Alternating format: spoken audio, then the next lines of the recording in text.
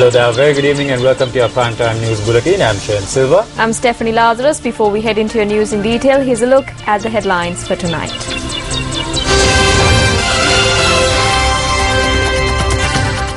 Venerable Athuraliya Ratna steps down as chairman of the Devulapitiya Development Committee. Certain ambiguities led to the postponement of the signing of the MOU on the common candidate. A statement from the National Movement for Social Justice. 25 new 10 rupee denomination coins unveiled. 4 areas in Colombo classified as high dengue risk areas. Sajid Premadasa criticizes the foreign minister's actions. ඔබතුමා පටන් ගත්තු දවසේ ඉඳලා අපේ රටටත් මුළු මහත් දේශයටත් මාතෘ භූමියටත් කොඩි විනයක් බවට පරිවර්තනය වෙලා හමාරයි. I will accept part of the responsibility for the serious loss to India, a statement from Sanat Jayasuriya in Parliament.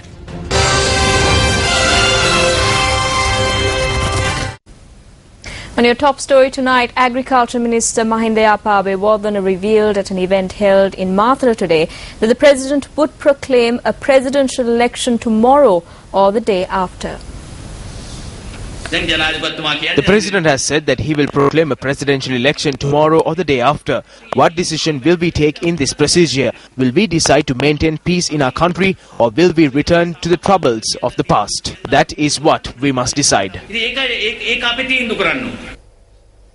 The chairman of the Jathika Hela Urume, Venerable Athuraliya Ratanathera, said today that a situation has arisen where they can no longer work together with the government. He said that a special meeting of the party would be held this evening in order to reach a final decision on the matter.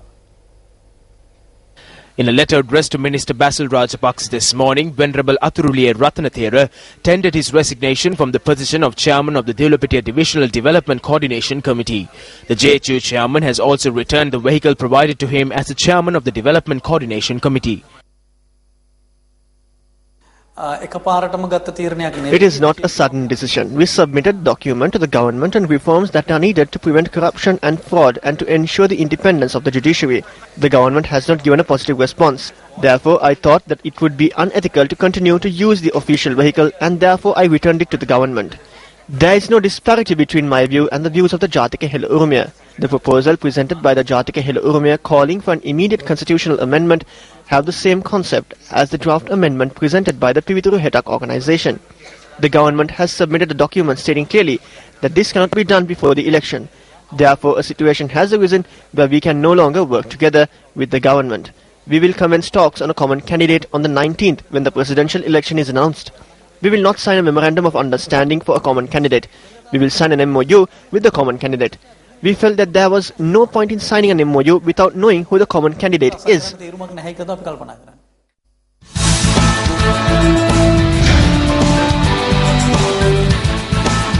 The National Movement for Social Justice says that the signing of the Memorandum of Understanding on a common candidate was delayed owing to certain ambiguities. The organization's media spokesperson, Dr. Nirma Ranjit Devasiri, says a common candidate should be announced closer to the announcement of a presidential election.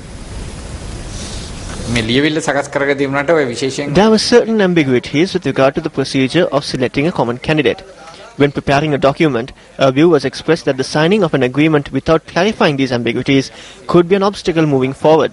That is why the signing has been postponed temporarily. I personally believe that this should be resolved and completed around the 19th or the 20th. A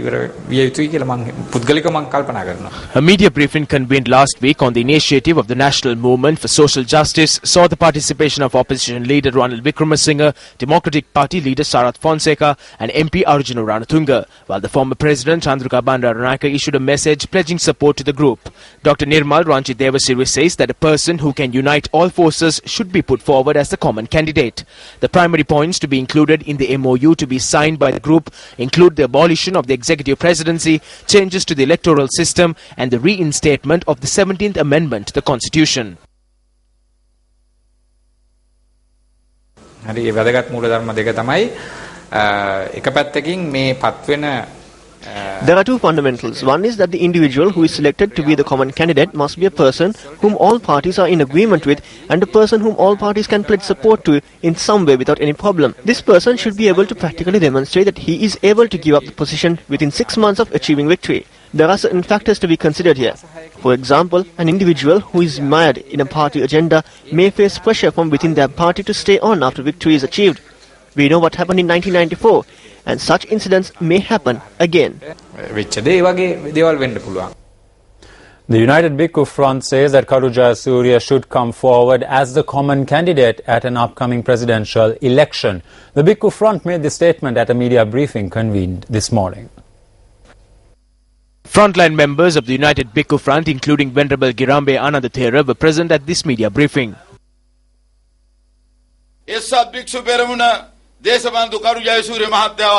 The United Bhikkhu Front has put forward Deshabandhu Karu Jayasuriya. We see him as the best person to govern this country. I believe that the best candidate is Deshabandhu Karu Jayasuriya. It was he that presented the 17th Amendment in Parliament. It was also Karu Jayasuriya that presented a bill calling for the people to be informed of all goings on inside and outside Parliament. I believe that Karu Jayasuriya is a war hero who, being the deputy leader of the party, crossed over to the government and won the war.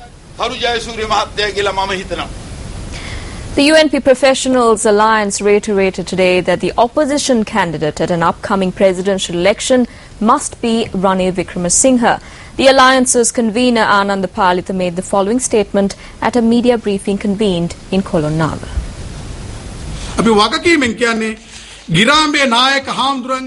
We state with responsibility that the role of Girambe Thera has always been to get together with Karu Jayasuriya and conspire towards the division and fragmentation of the United National Party, enabling the continuity of the present government. At present, opposition is tenfold to statements that are made by Karu Jayasuriya. Karu Jayasuriya has become the person who has always worked to destroy the party and democracy in the country. He is yet to open his mouth and pledge support to Ranil if he comes forward as the candidate. If Sajid Premadasa, who confronted the leader severely, can pledge support, why is Karu Jayasuriya saving face? We ask one question of the social justice movement, the Pivituru Hetak movement, the freedom movement and everyone else. Tell us the reason for their lack of trust in Ranil Wickremesinghe. So we call on the leader to make a clear decision. We are saying directly that you do not have the right to make a solitary decision. You must contest. We beg you with these hands we used to worship our mothers, to take the cartel that is trying to destroy the party. Take Mangala, Ravi, Karu, Vijayadasa and others under the elephant symbol and we will show you how to claim victory. Mangala, Ravi, Karu, Vijayadasa tulu pakse kana kalya rayanda alia lakuning eksat jatiya pakseng api dinala pennanawa. As mentioned in your headlines tonight, the central bank launched 25 new 10 rupee denomination coins today.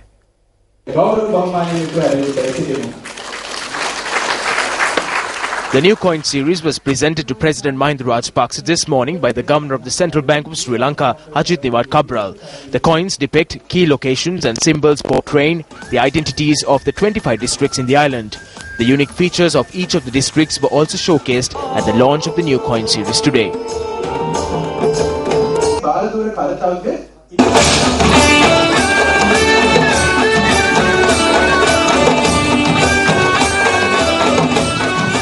The central bank says the new coins will be issued for circulation through banks and regional offices.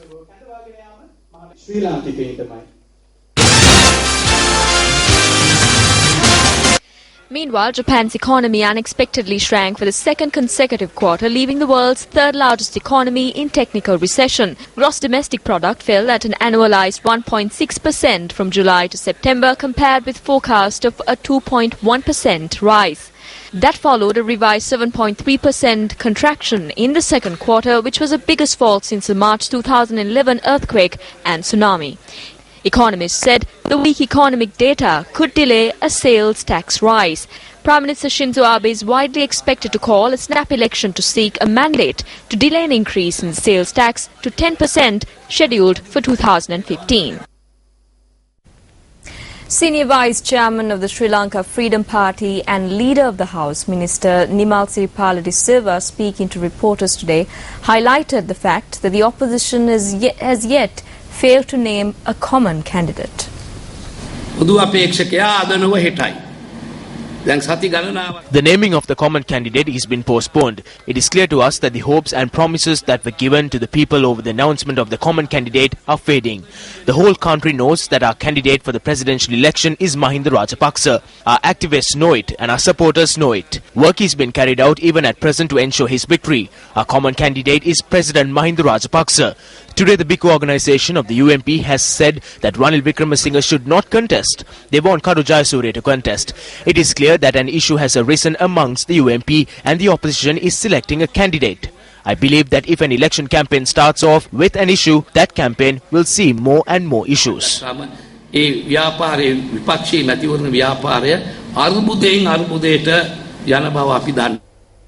Let's take a look at the views expressed across party lines on the common candidate and the presidential election. Their search for a common candidate for the presidential election is like playing Finding the Hidden Guest. They tap each one on the shoulder and ask them if they are a common candidate. They say the candidate will be announced tomorrow and the day after, and now everyone is waiting to see who it is. Eventually, it will be none other than Ranil Wickremesinghe that emerges out of this. The party faithful are all waiting impatiently to raise the green flag in the country. All parties will unite and pledge support to our common candidate. Ranil Wickremesinghe will most probably be our common candidate. There will be no common opposition candidate. The common opposition and those other groups do not have a collective that they can mount against the president. There will definitely be more than two candidates. What happens then? There will be no fight at all when the votes against the president are fragmented into 2 or 3. It will be a one-horse race.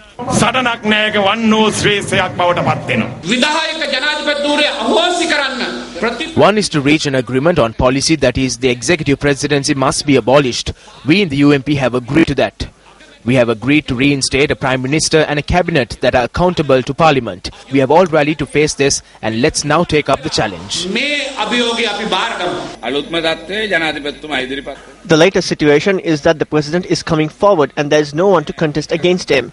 Now they are brawling among themselves. I believe we have already completed more than 50% of our election preparations. The opposition has as yet been unable to find a candidate. A police investigation is underway into an alleged break-in at the National Museum in Colombo. Newsfirst Krishan Devasagayam joins us with more details. The Colombo Museum is a landmark location. As you can see, the museum is currently undergoing renovations. Now, Newsfirst has learnt that police have begun investigations over suspicions that another break-in has taken place at the Colombo Museum. Police media unit stated that they suspect the robbers broke into the Department of Clay and Clothing Artifacts, which is situated on the 2nd floor, sometime between last night and this morning. Police say that officers have been deployed to investigate the incident. Now, as you know, a previous break-in saw a number of valuable artifacts being stolen. But at that point of time, the CCTV camera system was out of order and the perpetrators are still at large. What steps would authorities take if another break-in takes place at this historic landmark? I'm Krishan Devasagayam for Newsfirst, reporting from the Colombo Museum.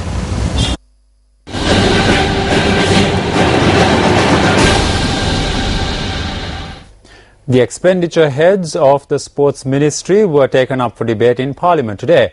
Arguments broke out regarding Sri Lanka series defeat in India, during which Deputy Minister and Chairman of Selectors Sanat Jayasuriya accepted part of the responsibility for the defeat.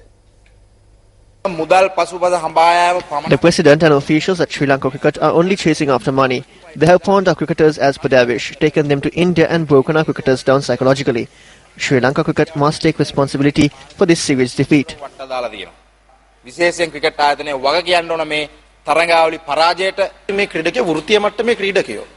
These cricketers are professionals. Throughout the year, Sri Lanka Cricket has paid these cricketers and they undergo training throughout the year. We only get money when they come to Sri Lanka. When we go on such tours, it is possible that there will be more losses than victories. As the chairman of the selection committee, I accept that responsibility. I believe SLC has a major responsibility for taking our cricketers there without proper training. In the recent past, the BCCI has become the biggest destroyer of world cricket. At a time when we are bowing to the BCCI, I am truly grateful to the para-athletes who displayed exponential skill at the Asian Para Games. Unfortunately, to date, these athletes have not been felicitated. I'm thankful to the Sirasa and Maharaj organizations because at the very least, as a private media institution, they've felicitated these athletes. This should be done by the Sports Ministry. We were ranked third in Asia in rugby and now we are fifth. Who governs the sport of rugby in the country? 3 young men. One of them plays in one team while the other plays in another team. Minister, the rugby players are very fearful of playing. They are afraid to even tackle them. The sport of rugby is running on banned performance enhancers. I put forward a challenge to you. Conduct an inquiry into banned substance use and tell us by 3 p.m. today. Minister, about 20 or 30 rugby players will get caught. This is not good for the future. Check and see, there is no problem. It is wrong to use performance enhancers. We accept that. We request the Honourable Minister to conduct tests. Please take steps to bring the National Olympic Committee before the Committee on Public Enterprises because the Olympic Committee is displaying the label of the International Olympic Committee and engaging in fraud and corruption. Not only that, they are undermining all the sport federations that raise accusations against them. We cannot say this to the Sports Minister because his hands have been tied by the National Olympic Committee.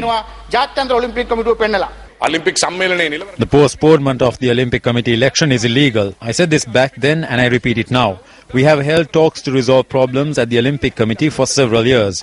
We have called on them but they do not turn up. What do? If we are stern with them, they go abroad and complain of political interference. Honourable Member, these associations are independent. They operate on their own funds. They do not feed off government funds. We cannot interfere. The Act only allows us a certain amount of space. We cannot exceed that mandate. There is a major collapse in the Athletics Association. We said we could not let the hockey team go. Then they sent us a letter saying that we would be fined $50,000 if they did not go. Therefore, we sent them. They lost all 12 matches and could not even score a goal. What are they doing? The same president has been in that association for 8 years. It is wrong and we have mentioned it. But the sports clubs continue to vote for them. So what do we do?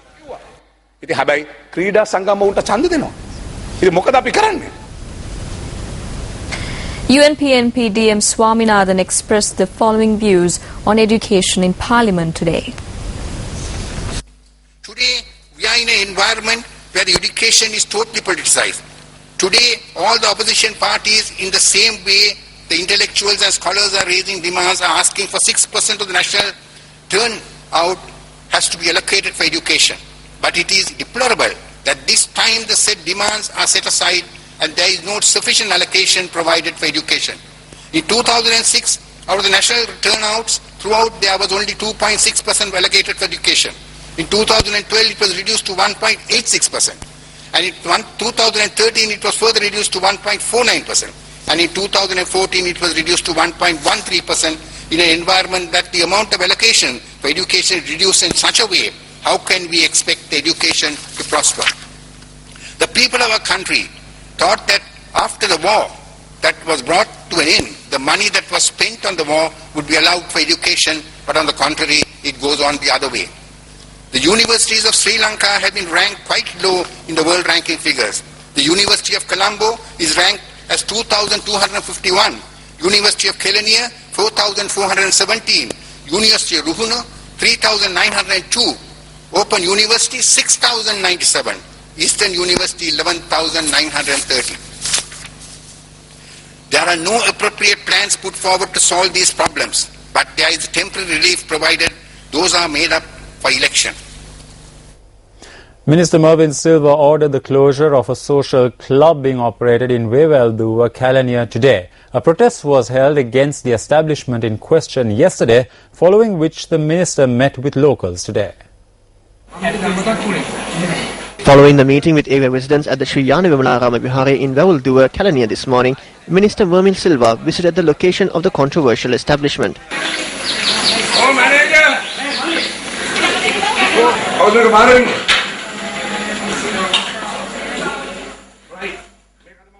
Where is the manager? Who is in charge here? I am closing this down today. Give me the keys.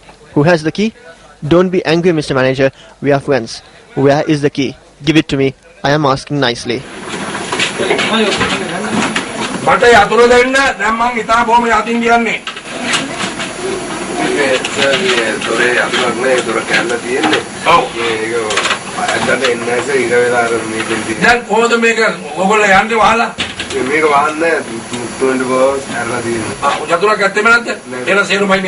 Is there no key at all?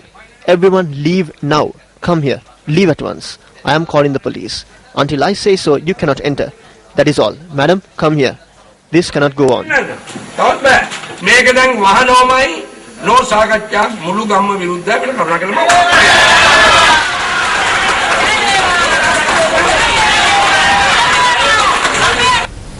The health unit of the Colombo Municipal Council says that 4 areas in Colombo have been identified as high-risk dengue zones. Ferguson Road in Colombo 15 was named a red zone 2 months ago. The situation arose due to the population density, the proximity of the Kalani River and improper waste disposal. But at present, Cinnamon Gardens Colombo 7, Narayanpeta Mahawata and Demunagoda have been included in the red zones category. Once again today, 4 areas that are of high dengue risk have been identified in the Colombo city. This shows that the dengue mosquito has no difference in Narayanpeta or at Cinnamon Gardens. Therefore, you need to once again think of the importance of eradicating dengue. The significance of this is that the Colombo National Hospital is located on the borders of the red zone in Colombo 7. The National Hospital is the country's main health zone.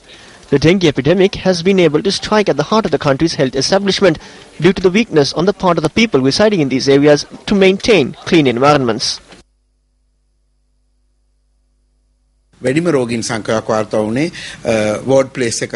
The highest number of patients were reported from areas surrounding Ward Place.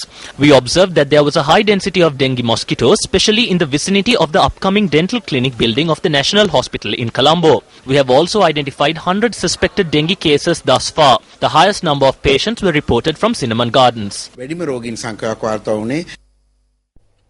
Welcome back to the news. The authorities have urged the residents who sought refuge at the Koslanda Sri Ganesha College due to the risk of landslides to return to their residences. 130 persons of 500 families were evacuated to safe locations 4 days ago as there was a threat of landslides in areas surrounding the Mediabad, the landslide site. The residents were requested to return to their homes yesterday. These people who are fearful of returning to their homes are balking at the prospect.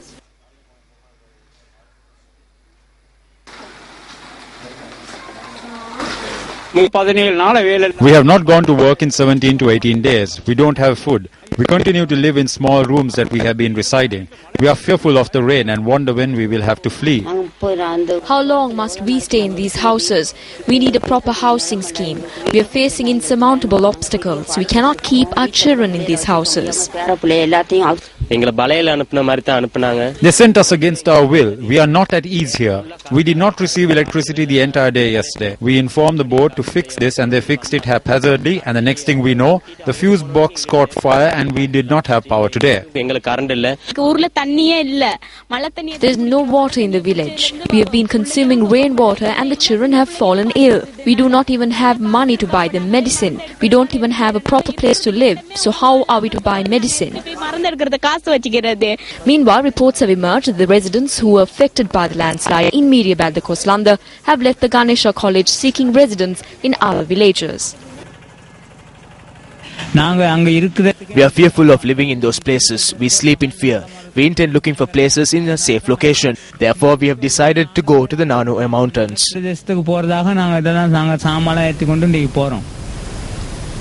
Speaking at an event held in Tissa Maharama today, UNP Deputy Leader Sajid Premadasa once again commented on the Geneva Gate controversy surrounding the 2009 refurbishment of the official residence of Sri Lanka as permanent representative in Geneva.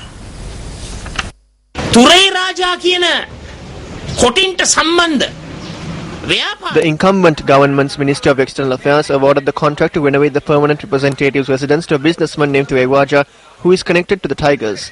So the people's money in the treasury has been given to a terrorist businessman. Is this not dealing with the Tigers themselves? Who says that the contract to renovate the Geneva residence was awarded to a Tiger contractor? It was not the politicians. It is mentioned in an audit report carried out by the state. Senior government officials compiled that audit report. Minister G.L. Pires, you do not have any moral right to continue to serve as the Minister of External Affairs. Since the day you started in this position, you have only brought disrepute to the nation and the country.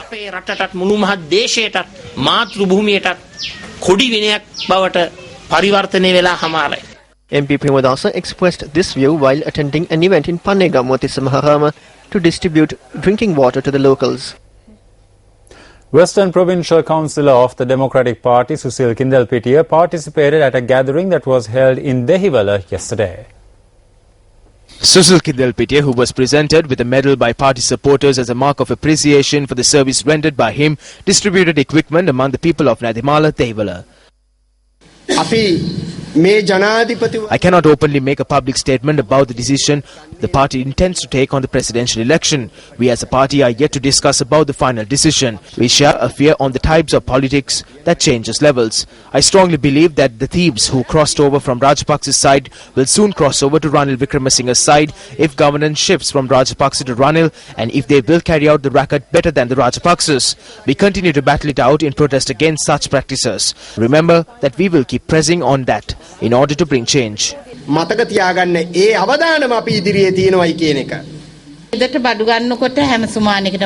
purchasing groceries once a week, I spent under 4,000 rupees, but it exceeded 6,000 rupees from the day before yesterday. See how the prices have increased without our knowledge? I believe that another woman would share the same experience.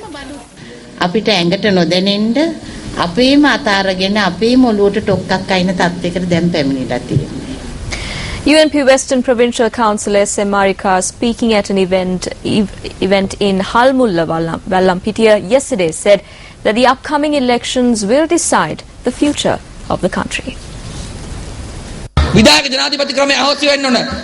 The executive presidency needs to be abolished. But is that all you need? Do you not need an end to your hunger? Houses? Do you not need employment opportunities? Doesn't democracy need to prevail? Shouldn't the thievery be stopped? Shouldn't the country develop? You also need to think about foreign aid flowing into the country. This election will decide your future as well as the future of your children. This is an election which will chase away the thieves who disguise themselves as patriots. If a UNP president is elected, all these aspirations will be fulfilled.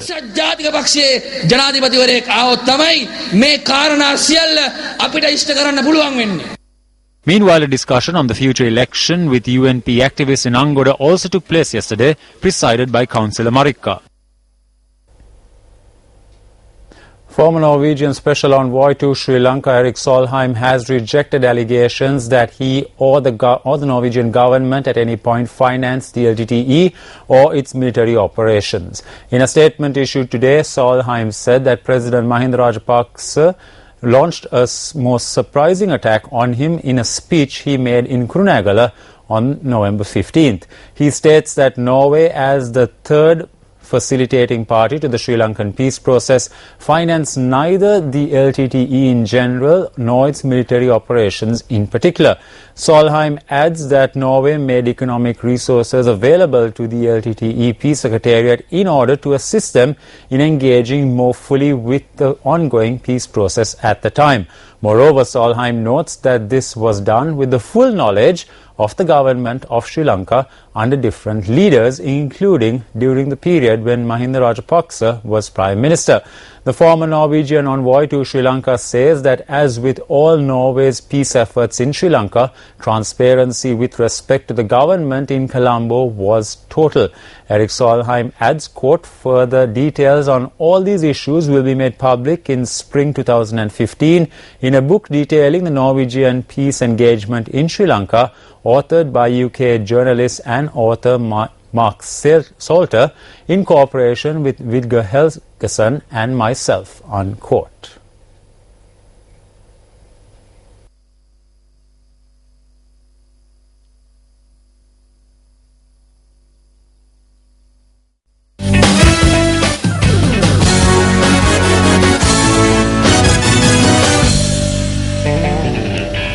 Sri Lankan cricket captain Angelo Matthews says that the team did not perform their best in the recent ODI series against India.